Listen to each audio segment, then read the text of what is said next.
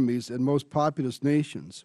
And it must be our mission to help American companies succeed in exporting to these markets so that we grow more jobs here at home.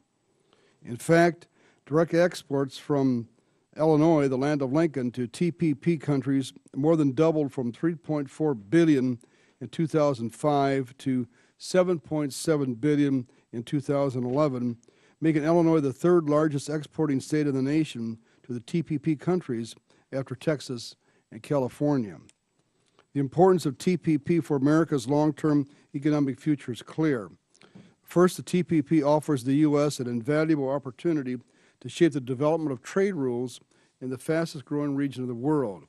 If we abdicate this responsibility and opportunity, we stand a real chance of allowing our competitors to write the rules of the game. We need to take a leadership role so that we can ensure American priorities, such as strong protection for intellectual property, open markets, and economic freedom, are incorporated into the foundation of regional trade.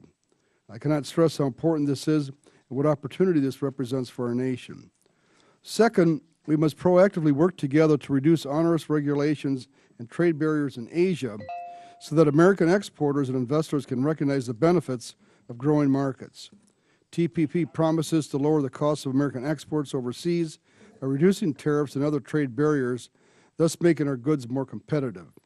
In addition, TPP negotiators must address preferential treatment of state-owned enterprises and key market access concerns in order to level the playing field for American companies. I have no illusions about the challenges of negotiating a 9-country free trade agreement. The reality is that free trade agreements face tremendous political opposition here at home and abroad. Important sector-specific issues must be dealt with, and difficult decisions must be made by all negotiating parties in order to achieve a final agreement. The possible inclusion of Japan, Canada, and Mexico complicates matters exponentially and may even threaten the viability of the agreement. I worry that Japan does not have the political will to make difficult reforms in its automotive, financial services, and agriculture sectors to meet the demands of our industry stakeholders. If Japan can pull it together, I'm fully supportive of their inclusion in TPP.